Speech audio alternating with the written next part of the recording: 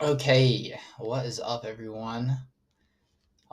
Welcome to the stream. We've been streaming gold.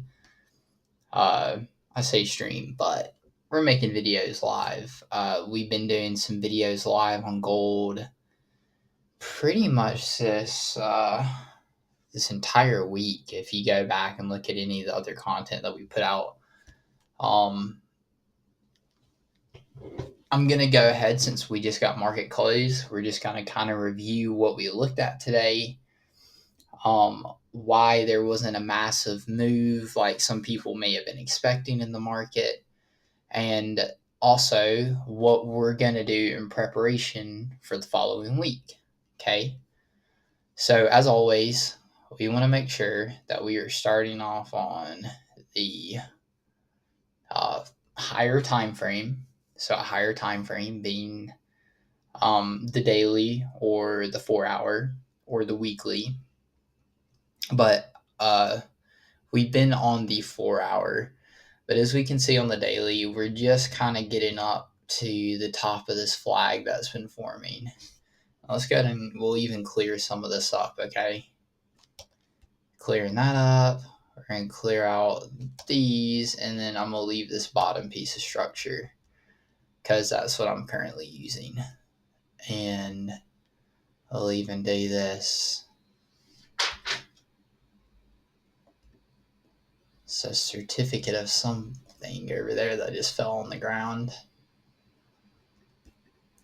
Okay, so this kind of shows our middle structure. So we got the first push up, the middle structure of this flag, and then we're coming back up. And what I'm looking for now is for price to go ahead and make its way to the third touch of this, or that daily liquidity zone, and then kind of maybe just continue to push up. We would see gold is kind of in an unknown area for the most part.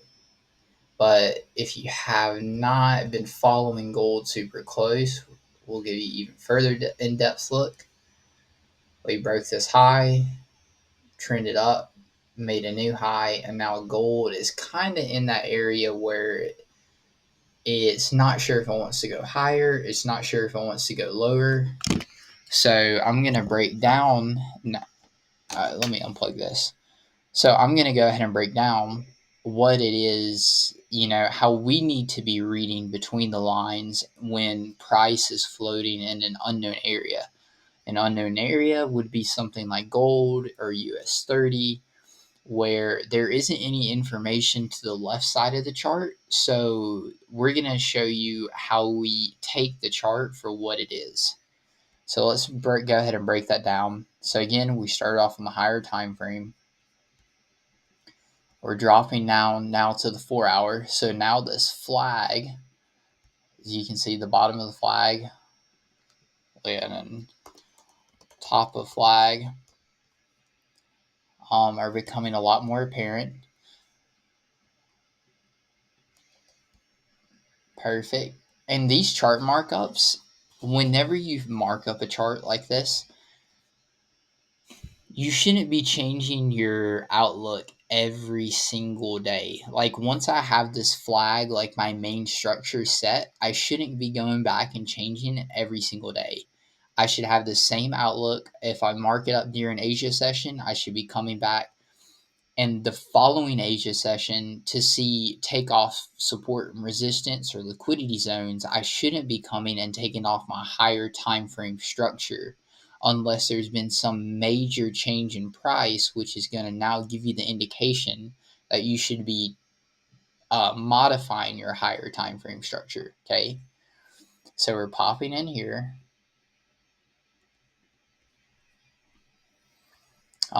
This will show you later. So yeah, price has been coming down. Okay, this would be like a descending nature. I've went over this a couple times already. This was the low that I was paying attention to. Okay, I'm gonna use my paintbrush. Pushed up. Okay, so this is the segment of the chart we're in. It pushed up, came down, pushed up, and then if we just shrink our chart just a tad. We form this high, okay? Market comes down, it forms this low. So now we have a higher high and a higher low that's formed. Market comes up, look what it does. It breaks that high, also giving us the start of a trend line that we can use.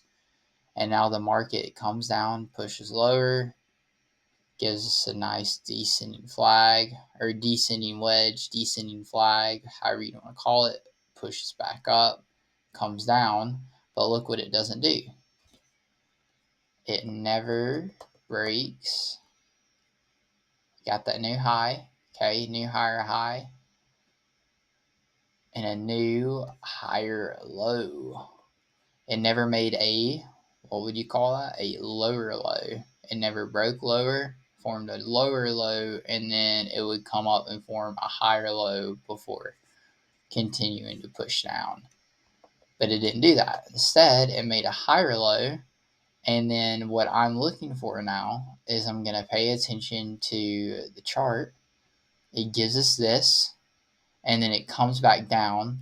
So this is where most people are going to get caught on their hands, or I'm pretty sure that's the saying. They're going to get caught on their hands right here, because it isn't like to a beginner trader or someone who's just getting into the market, like, and they have the skill to call the flags, they have the skill to call the double bottoms. Maybe they even saw this move, but it threw them off because we have the market making a higher low, or a lower high, and then a higher low, another lower high, and then but right here is where we would read between the lines, because then it made another higher low.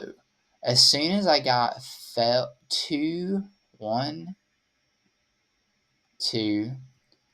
failed lows right here, this is giving me indication that it's not a sign that the market's trying to break through.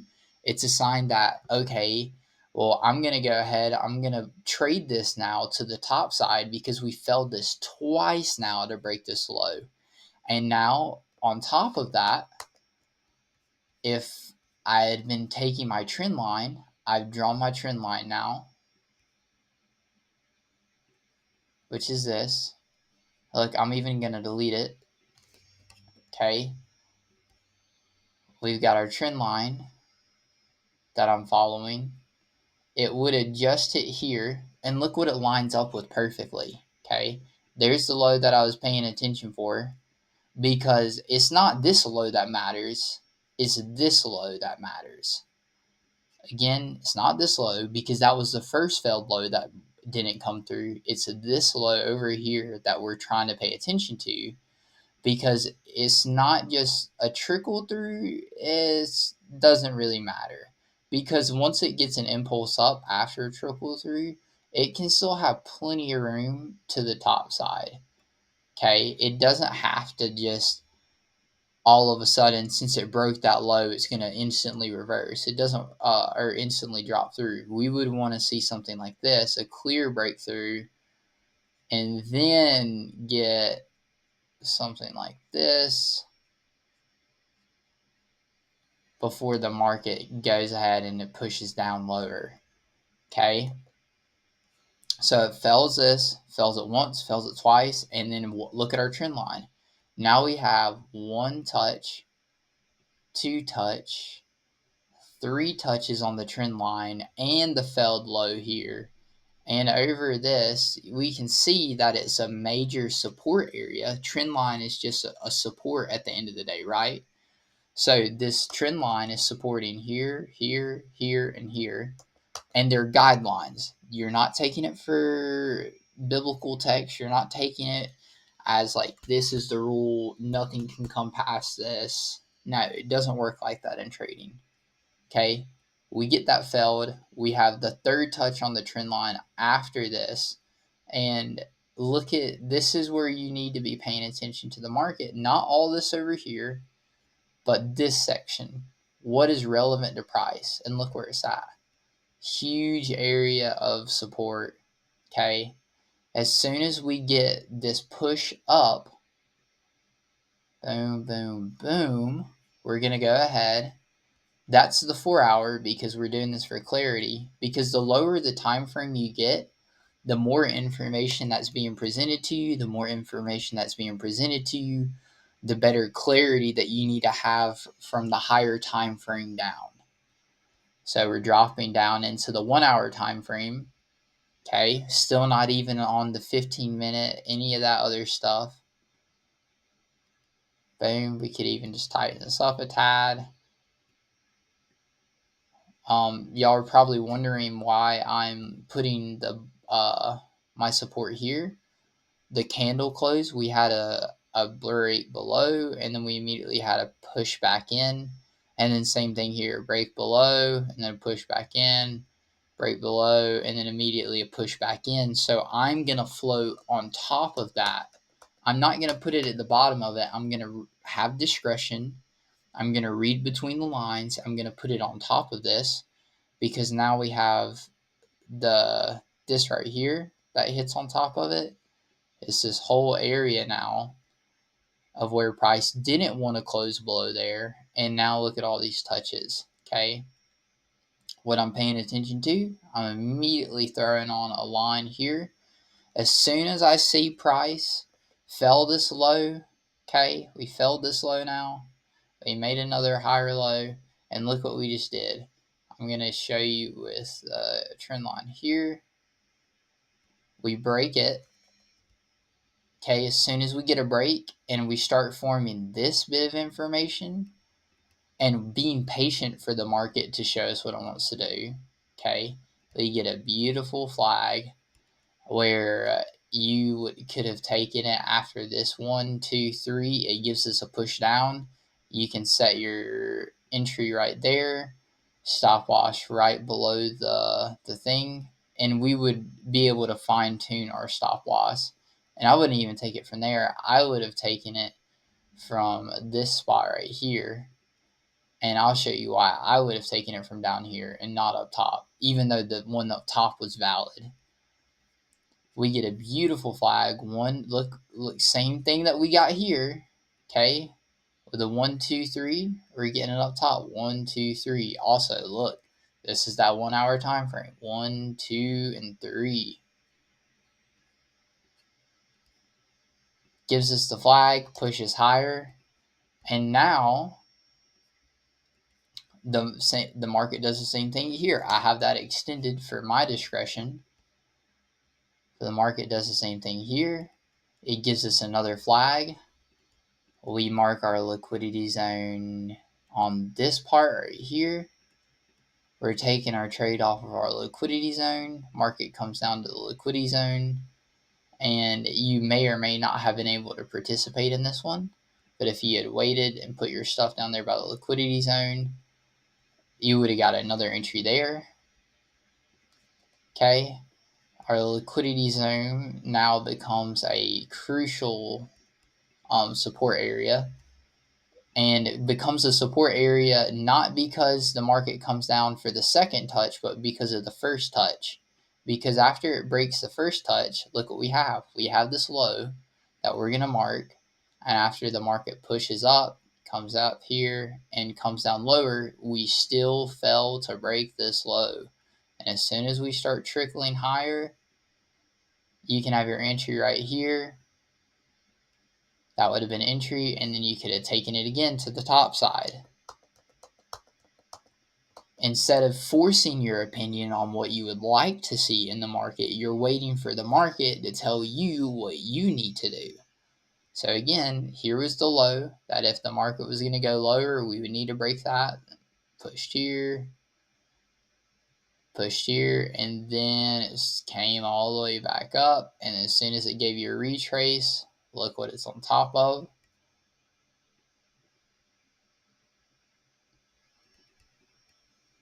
Taking the trade here, boom, you're in there. Delete that off. Yeah, and then I'm going to tighten this up. And then as soon as it gives me this push up, I can now take this and extend this, because look again. 1, 2, 3. 1, 2, 3. Third touch up top, market comes down. Okay. So we got our push up and we're meeting our liquidity zones. And if you're wondering about take profits, I go over those in my other past streaming sessions. So I'm not going to go over those for the sake of this stream right now. But do yourself a favor, go and check those out. I'll also add those to the related ideas. We get this push up here, huge impulse. We took advantage of this as a 400-point move. And we get into the nitty gritty up top, which is I mark a liquidity zone here. And not only do I mark a liquidity zone there, but I'm going to have discretion again. Let me show you how I'm going to have discretion. I'm going to go to my 1 hour. And I don't know if you remember at the beginning of the stream now, I'm taking my box, drawing my box all the way across. Because why? Because I have a touch here, here, here. And how did it break it? It broke it impulsively. So for us to know that the market's going to turn around or it's going to reverse, what would we need to have? We wouldn't need the market to come to the top side now and just trickle down and then push up. We would need to see the market go up, hit this, trickle down some, and then give us an impulse. And then we would have formed some type of flag for looking lower. And even then, guess what? If until it breaks this low right there, I'm not even interested in taking it lower, because we could have just formed a bigger flag. Okay, something like this, where it gives a little bit of more structure, plays around, doesn't want to go, and then gives us the bigger formation of a flag to go higher. So knowing where you have your, like, if set points of where the market would reverse. So we had this zone set. Okay, I'm going to even replay it. We had our zone set. It's the 1 hour time frame. So now I'm going to drop down because I need discretion in my 1 hour time frame. I'm going to have a couple of things marked. I'm going to have this one marked as the 15-minute. OQZ. We have our 15-minute liquidity zone. I have my liquidity zone for the 1 hour time frame. And then this is our zone that we want to see it either break through or reject off of, give us some movement up top so we can take the trade.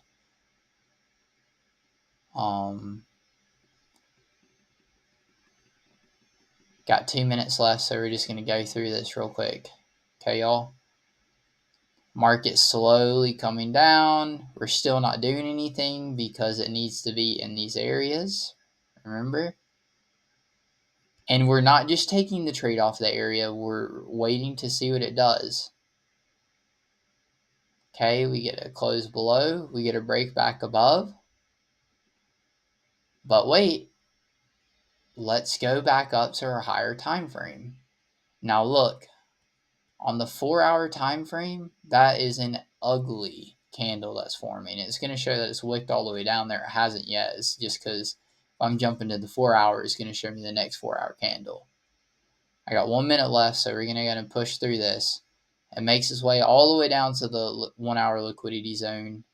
Mass psychology stops people out, and look at this push we get back up. Okay, get that first pull back here. We'll see if we get a, and then boom, look at that. And look where it's about to head to again. 1 hour take profit, touches it, and now we're caught back up in real time.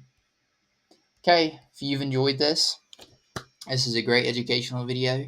Please feel free to comment. Let me know if there's something you'd like me to go over. Cover a lot of good stuff in this. And I will catch you tomorrow when we go over our week, and then Sunday, or go over the weekly forecast, and then Sunday when we get ready for market open. Till then, peace.